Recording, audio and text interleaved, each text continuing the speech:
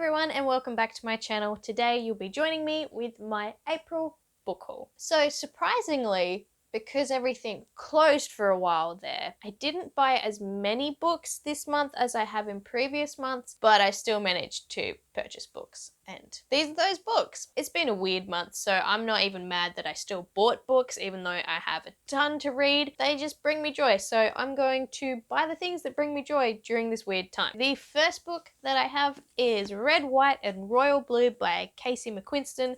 I only bought this the other day actually when we reopened because I am back to work this week, and this one has been very popular across BookTube and Bookstagram. I'm seeing it everywhere, so I thought I may as well buy it and see what the hype is. In this one we're following the first son of the president in America and also a prince, and I think it's their story and how they cross over. On the back it just says how they've got beef and then they start to develop this relationship and things go from there. So I think this will be a good one to pick up when I'm feeling like a bit more of a lighter read, something that I'll know I'll be able to just sink my teeth into straight away. So there's that one. Next up, I have a book that I've been considering buying for a while now. So praise me for my self-restraint up until now. That is The Rest of the Story by Sarah Dessen. Now, I used to read Sarah Dessen a lot when I was a teenager. She was one of my favorite authors. I love her books, and I'm actually keen to go back and reread them now as an adult and see if they still hold up or if it's all nostalgia or whatnot. But this is my first step towards that direction. So this is her latest book, and I don't know much about it. Let's see what it says. Emma Saylor doesn't remember a lot about her mother, who died when Emma was 12, but she does remember her mum's story about the big lake. Now it's just Emma and her dad until Emma is sent to spend the summer with her mother's family,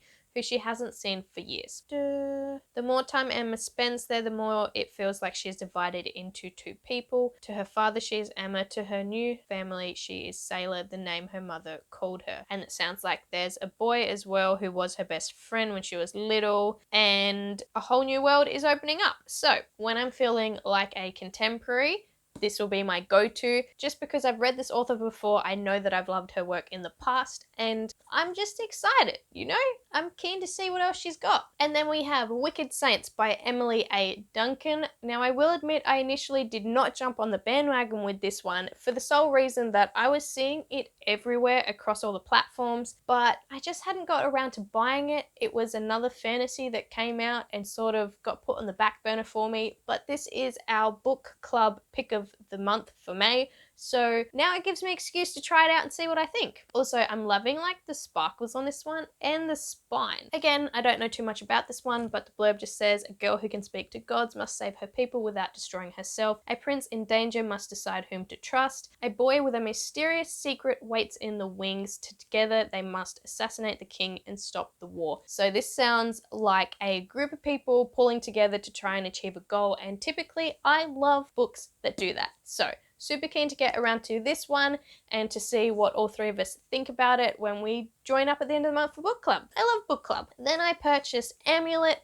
The Cloud Searchers, which is the third one in this series. If you've been watching my hauls and my wrap-ups the last couple of months, you know that I'm reading one of these a month just to spread out the experience longer, and I love these graphic novels. They're not too deep, they are just fun adventure stories, and I love them. I have since consumed this one as well. This is one of my picks for the Reading Rush Stay Home edition of the Readathon, which I'll leave my vlog linked up there for you and down below. And this was one of my favorites of my picks, so just all round great. Then I have one that I'm pretty sure I saw on someone else's channel. I can't remember if they said they liked it or not, but it sounded like everything that I love. So that one is The Silence of the Girls by Pat Barker. And when I saw this one on the shelves at work, tucked away in the fiction section, I knew that I had to buy it because first of all, the cover is stunning. It's giving me like the Penguin classic editions of all the old tales and that sort of thing. It's giving me those vibes, and what I'm really hoping for is that it's like Madeline Miller's style with her retellings. If you don't know, Madeline Miller is the author of Circe,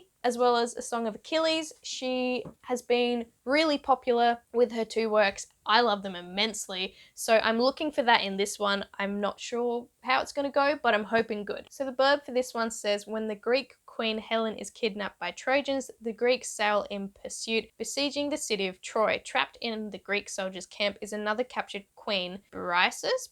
I can't pronounce that, but you know the one I'm talking about. Condemned to be a bed slave to Achilles, the man who butchered her family, she becomes a pawn in a menacing game between bored and frustrated warriors. Wow, I can't speak today. In the centuries after this most famous war, history will write her off, a footnote in a bloody story scripted by vengeful men, but Briseis has a very different tale to tell. Sign me up. So I have very high expectations for this one, and I'm really hoping that it meets them, because this just sounds like everything I love. Also, it looks like it was shortlisted for a prize, a 2018 Book of the Year. Like, it's got some stuff going on for it. And then I have 3 arcs that I received through work. The first one being The Dark Lady by Colour. This one says that it comes out in April, and it says on the back, a pickpocket with an exceptional gift, a prisoner of extraordinary value, an orphan haunted by dreams of the mysterious Dark Lady. And from the inside blurb as well,